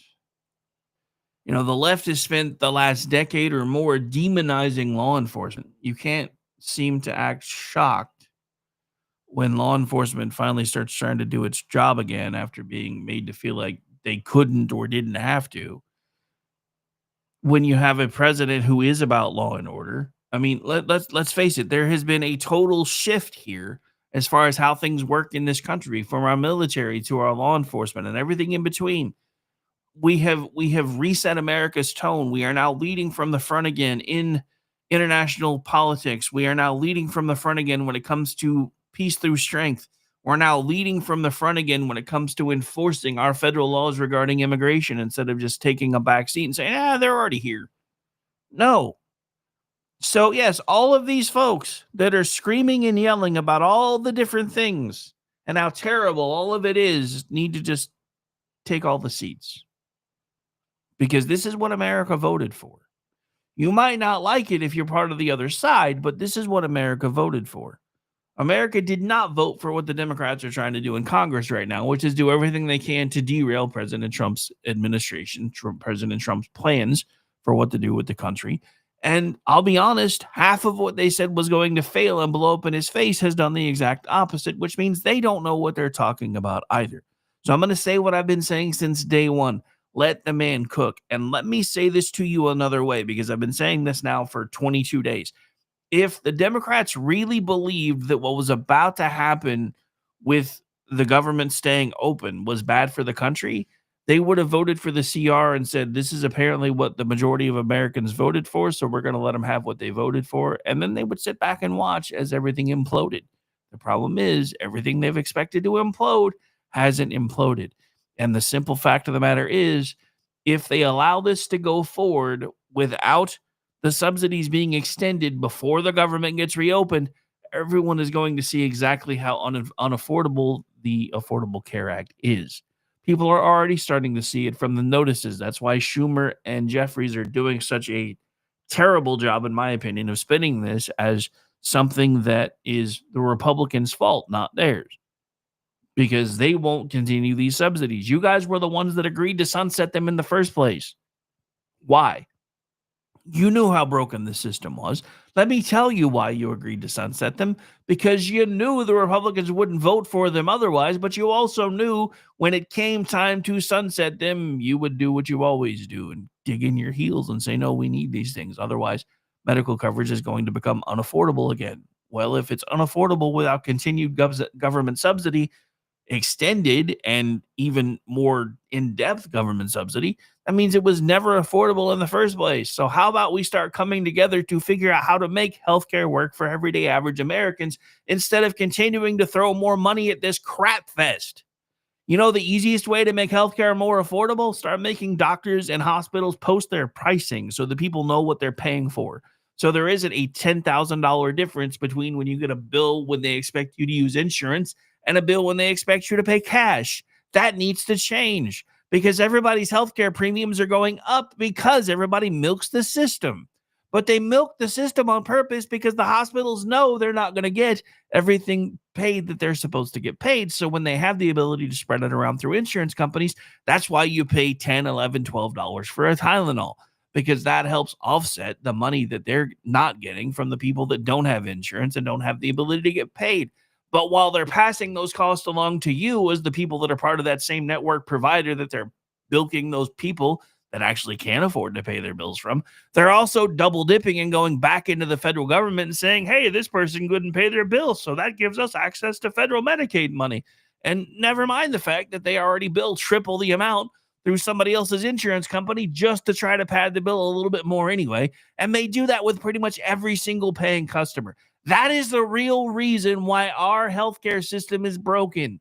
It's not because it sucks. It's not because it's terrible. It's because insurance is communism and it is helping the system design that was already designed to fail through the ACA to hasten its collapse. So the government has to come in and pick up the pieces. This is why the Democrats want this thing kicked down the road just a little bit further, because right now they're waiting to see what happens with the New York City mayoral race, because if they put a communist in the mayor seat, then I guarantee you the next thing is going to be, hey, we should really start pushing for single-payer healthcare system a lot harder, because apparently one of the biggest, strongest, richest cities in America just decided it wants to be a communist shithole.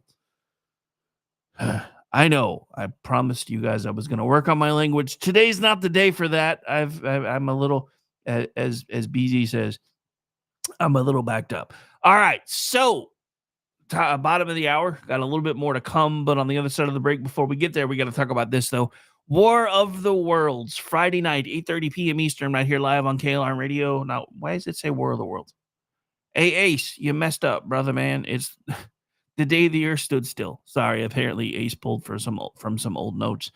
So yeah, War of the Worlds was the first one, and it was our first ever October play that I actually wasn't even a part of because I was still trying to claw my way back out of severe depression after my marriage collapsed. Anyway, you can always check that out in the archives. But for this week on Friday, make sure you come hang out for the day the earth stood still, put out by the KLR Radio Players. It will be 8:30 p.m. Aggie time, right here live on KLR Radio.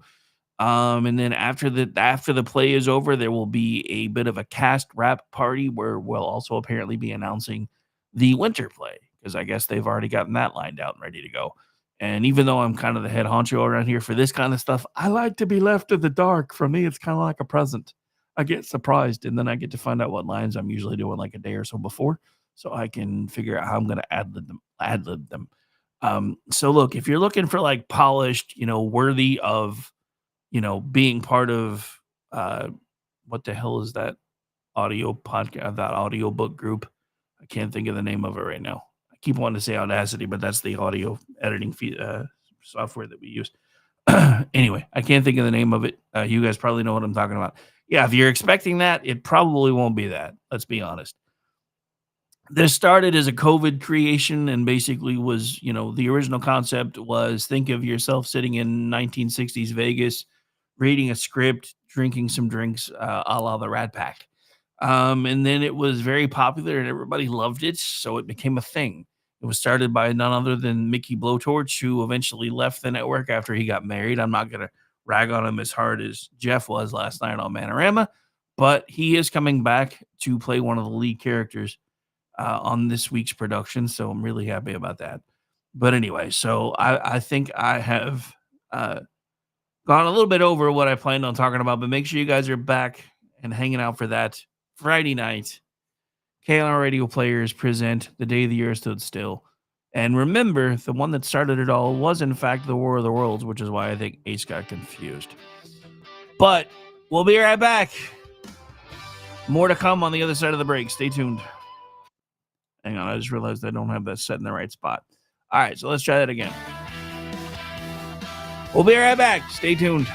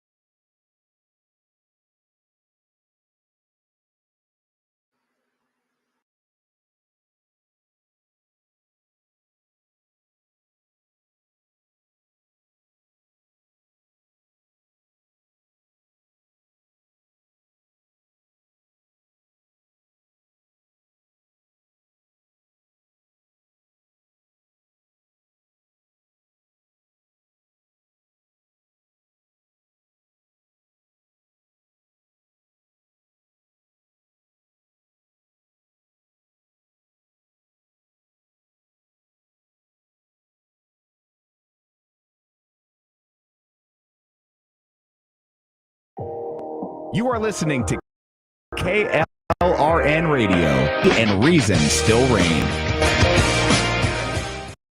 Not to be a backseat driver, but can you say for sure you got the best monthly payment possible on your auto loan? Could it be that you might have gotten a better deal by shopping the loan at a few places and have a lower car payment? Next time, before you go car shopping, visit Communication Federal Credit Union first. Our auto loan experts will find you a perfect loan and get you the lowest monthly payment we can. Communication Federal, your auto loan experts. Restrictions apply. Federally insured by NCUA. Hi, everyone. This is Jay, the co-founder of Good Pods. If you haven't heard of it yet, Good Pods is like Goodreads or Instagram, but for podcasts. It's new, social, it's different, and it's growing really fast. There are more than 2 million podcasts, and we know that it is impossible to figure out what to listen to. On Good Pods, you follow your friends and podcasters to see what they like. The number one way to discover new shows and episodes. You can find Good Pods on the web or download the app. Happy listening. KLRN Radio has advertising rates available. We have rates to fit almost any budget. Contact us at advertising@klrnradio.com.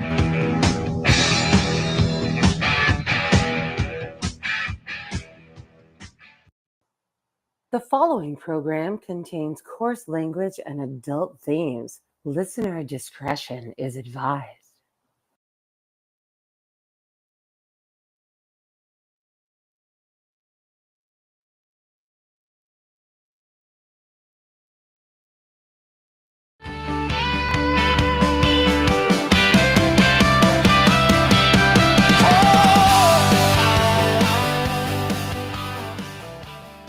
The Gremlins are still trying to kick my butt, man. I'm starting to think something with Restream might be tied to whatever was happening with his Amazon stuff, because ain't nothing over there working right today.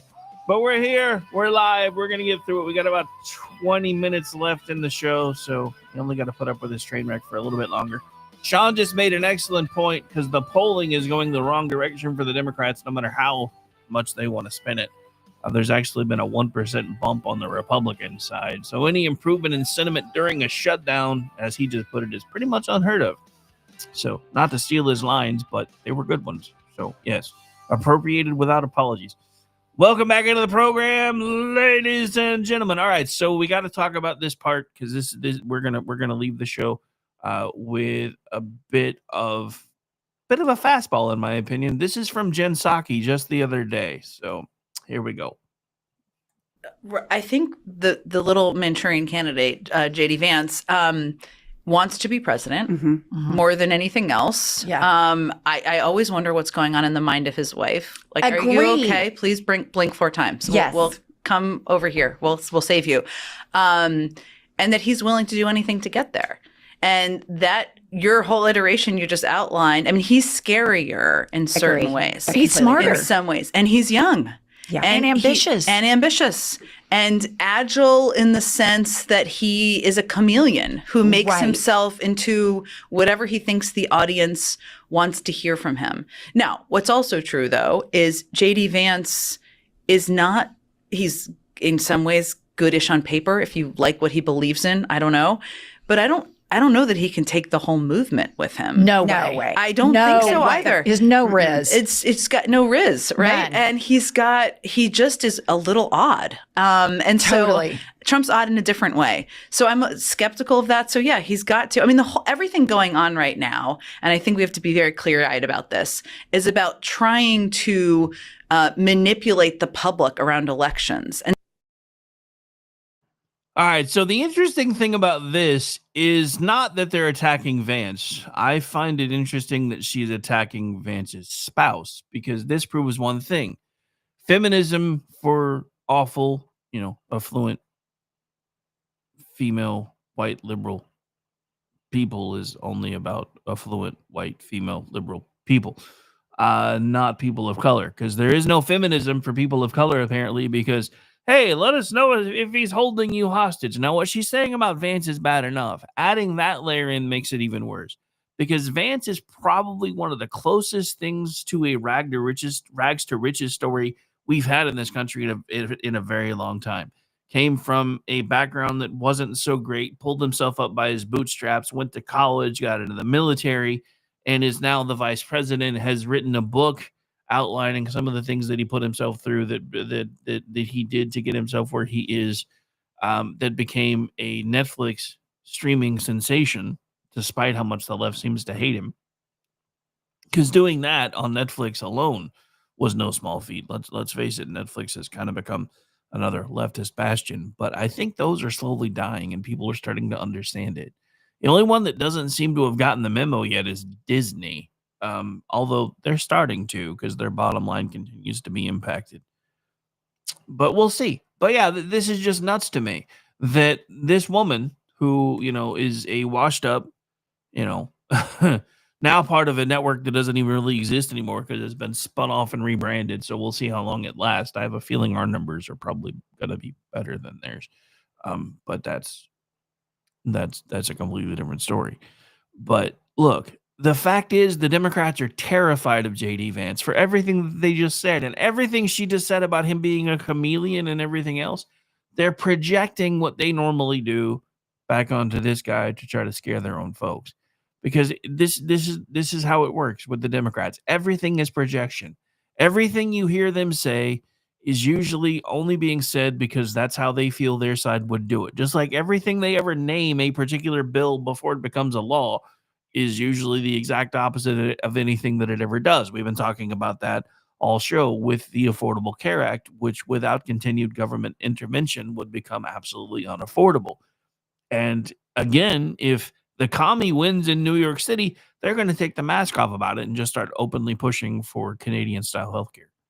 Right now, they don't think they can get away with that yet. They're waiting for the temperature in the room to find out whether they can or not.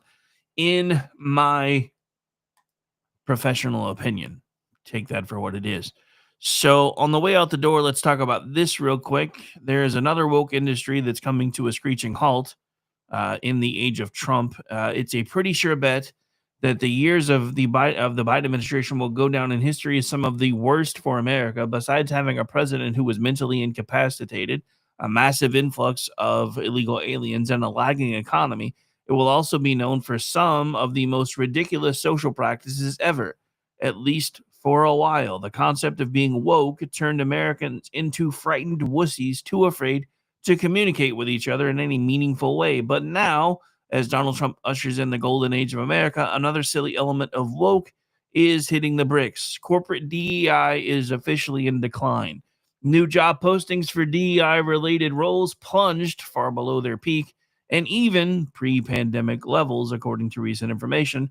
Jobs in this once sought-after corporate field of diversity, equity, and inclusion, otherwise known as DEI, are slowly going the way of mood rings, pet rocks, and the dodo bird. As of September of this year, job postings for DEI positions have plummeted nearly 50% from pre-pandemic levels to about 1,500. That is compared to 2022 levels when DEI-related jobs quadrupled to around 10,000 DEI job postings. When Trump returned to the White House in January, those jobs were only about 6% above 2019 levels. At the beginning of his second term, Trump made it very clear that he would be ending DEI practices in the workplace and among the federal workforce. In one of his first acts, he signed an executive order directing federal agencies to enforce our longstanding civil rights laws and to combat illegal private sector DEI preferences, mandates, policies, programs, and activities. The executive order has been far-reaching. The Federal Communications Commission has used the discontinuation of DEI practices when approving various mergers. Financial regulations have also cut back on so-called environmental, social, and government, environmental, social, and governance, otherwise known as ESG regulations. Communism, by the way. Which appeared to push a left-wing agenda on private companies. Other woke policy that was championed by the Biden administration, that has been another one that has been shown the door, thank God. DEI is fading away so fast that not only are DEI positions disappearing, but listing a DEI-related position on your resume may be the kiss of death when it comes to future corporate employment. Many of those people are scrubbing their resumes of DEI positions or looking to other career paths altogether. 38% of those who left DEI positions relocated somewhere else within the same company and took positions that were not DEI related. Newsflash, a lot of those folks just rebranded. So we still got some work to do there. But over half, 55%, took non-DEI positions with another employer. Just 7% of DEI employees took another DEI position within another employer. But as is often the case, left-wing inspired lunacy like DEI doesn't entirely go away. It gets rebranded as something else. In many cases, DEI becomes human resources. Among those who once held DEI positions, 16% went into HR operations, another 7.9% went into education program coordination positions, 7.1% went into public affairs officer roles. PAO. That sounds very Russian, just saying. And 7% landed in academic research. From DEI to academic research, that sounds about right. So according to Supreme Court Justice John Roberts in a 2007 opinion, and I quote, "The way to stop discrimination on the basis of race is to stop discriminating on the basis of race. Americans are tired of being put into boxes and categories. When it comes to college admissions or getting a job, all of us, regardless of what we look like and who we are, want to be judged on our merits and our talents. But beware, if you get called into the HR office, the remnants of DEI may not go quietly. We have some very important race-related material for you to review, sir." Oh, dude, I will say this. After working for a university for nearly 10 years, that is one thing I do not miss. Actually, I'm sorry. It was actually 10 years exactly. Because when I retired, I had officially passed my 10-year mark. So, yeah. Dude, so they had all these online modules we had to take every year about DEI, and I'll do not miss. For anybody who's still there, I hope they're not still putting you through that crap, but I would be surprised if they are not. Just saying. All right, so let's take one more quick hit around the news feed, see if there's anything new that we need to talk about on the way out the door. So, I guess we got to talk about this real quick. In the wake of everybody starting to talk about the fact that food stamps as of November 1st are going to run out of money, I did find it interesting that I'm starting to see a lot of people who are now threatening to steal because they can't have access to their food stamps. That's, as much as I feel for everything that you guys are saying, that's not how any of this is supposed to work. Trust me, I know people that will be impacted by this stuff. I really do. And I feel for every single one of them. But the idea that you are so entitled to these things that now you feel like it's going to be okay to steal from folks because you're not being given what you feel you're due, that's not how any of this is supposed to work.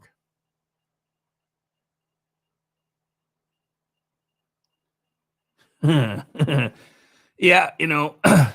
backing up to the whole JD and Usha Vance thing, I don't know either, Sean, but if I know JD, there's probably about to be some bombs dropped. I don't know about Usha. She'll probably hang back, but I don't think JD is gonna just sit still and take this.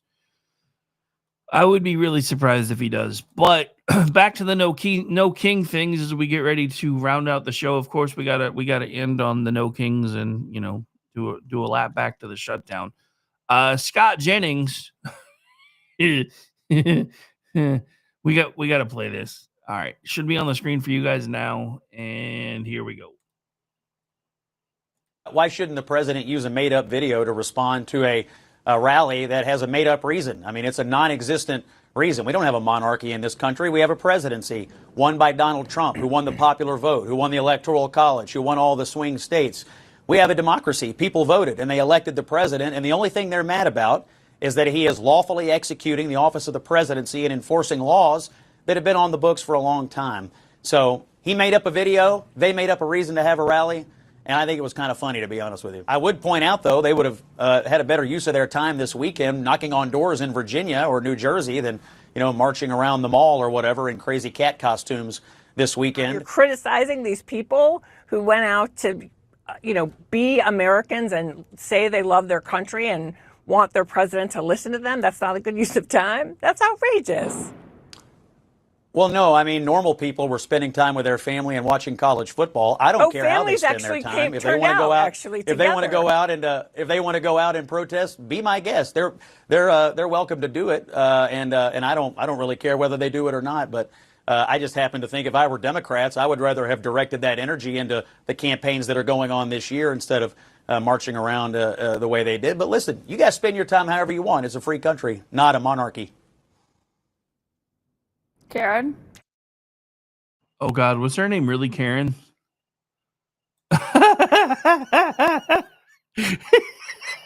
I'm sorry. I probably shouldn't be laughing at that, but whoever edited that, I got to give you a chef's kiss for leaving in the chick's name because I had no idea her name was Karen. Oh, wow. Okay. So look, I'm going to say this again. We haven't had a king in this country since 1776. We don't have a king now. We don't have a dictator now. If again, best indicator of future behavior is past behavior, Donald Trump left on checkout day in 2020 or 2021. Sorry. He may have thrown a fit about it. He may have screamed and yelled that there was something rotten in Denmark. Which, I'm sorry, if you can look at the data now, there's obviously something weird that happened, whether it's people were just completely disenfranchised by the potato, known as the cauliflower in chief, and just decided not to go out and vote that time at all. I don't really know, but there's about 2 million people that nobody can account for where they went between 2020 and 2024, especially considering Hitler Jr. was still on the ballot. But this no kings thing is just stupid. We're talking about granted, let Soros use his own money now that USAID is dried up, because I find that the most interesting. Apparently, in the last year or so, he's pumped $32 million into this AstroTurf organization of his own money. So at least we're making him spend his own money now instead of being regifted our tax dollars to foment outrage. So there's that. But look. Where's the outrage? What's it for? What has Donald Trump done that is so terrible? Because if you ask a leftist, they can't really tell you. He's thumbing his nose at the rule of law, Rick. Don't you understand? You watch Joe Biden basically thumb his nose at the Supreme Court of the United States multiple times. Y'all were fine with it. You basically kept telling them after, the Supreme Court made the rulings about presidential immunity, Joe Biden should just do whatever he wants because now the Supreme Court says he can. That would be a dictator. That would be a king. Donald Trump isn't doing that, though. If he were, and trust me, sometimes I wish he would. Let's just be honest. At this point, I kind of wish he would become everything that you guys are afraid that he would be, because at least we might actually get things fixed. But he's still trying to work within the system. A system that is so broken that we can't get anything done anyway. A system that is so broken that the Democrats are holding the country hostage. The same Democrats that are screaming and yelling, we're doing this for the poor. They're about to make school-age kids go hungry by the millions. They're about to make it where families that need the help don't have it because they're trying to prove a point. But what they're really trying to do is hide a point from you, because we've been telling you for over a decade now that the Affordable Care Act was unsustainable. You didn't want to hear it. You didn't want to listen. You wanted to keep your head in the sand about it. Now you're all starting to get notices that tell you exactly how unsustainable this thing is and always was. But now you're hoping that the Democrats can pull a hat trick. I'm sorry. I guarantee you at some point the Republicans are probably going to pass these damn subsidies again. It'll probably be after the government gets reopened. They'll agree to kick the can down the road for another year or so. And then, now we're going to work on trying to fix it. No, they won't, because they don't care. They don't care either. The only person that seems to care about what's happening to you and me is the president of the United States. They keep telling you that he doesn't. They keep trying to show you that he doesn't. They keep telling you what an evil, tyrannical bastard he is, but he's the only one fighting for us. Everybody else is sitting on their hands.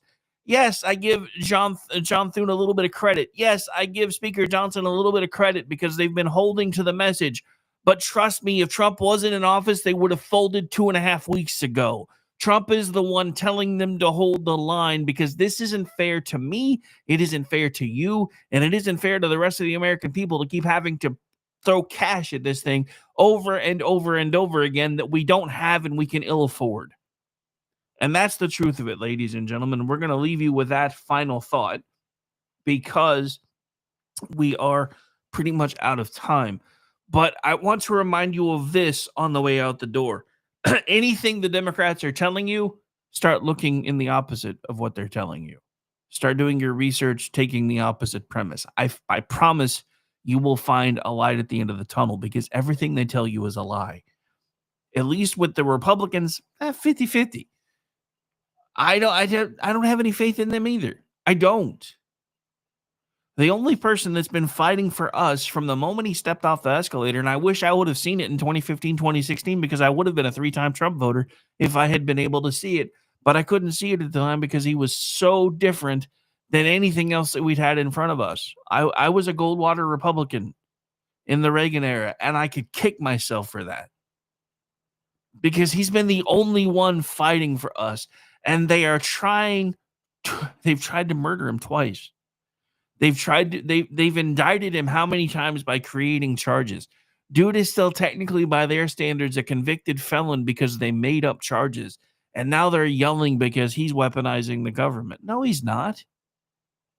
He's trying to get to the bottom of all of this mess that we've been telling you has existed for a long time. But, ladies and gentlemen, we are officially at the end of my time with you today. Don't forget, I'll be back tomorrow, same time, same channel. But I'll also be back tonight. First, pushing buttons for the Inquiry crew. Next, pushing buttons for the Conservative curmudgeon. Then running the feed for our folks over Behind Enemy Lines Radio while we hijack their YouTube channel and put it out on our X feeds with their permission. Don't look at me in that tone of voice. Then we'll be back with the Rick and Morty Show at 10 p.m. Eastern, followed by the Edge of Liberty at 11 p.m. Eastern. And since it doesn't look like there's going to be a BZ, he'll get a double shot because I felt like crap Monday and did not run his show live on Monday. So we're going to give him a replay tonight. So we'll get the live and then the refire, and then we'll be done for the night. That puts me working until about midnight or so Eastern time. So hope you guys will come back with us. And again, thank you to everybody who took the time to hang out with us today. It is Chat Lives Matter Day right here live on KLRN Radio. And as a reminder, chat lives do matter. Be back tonight. Bye, everybody.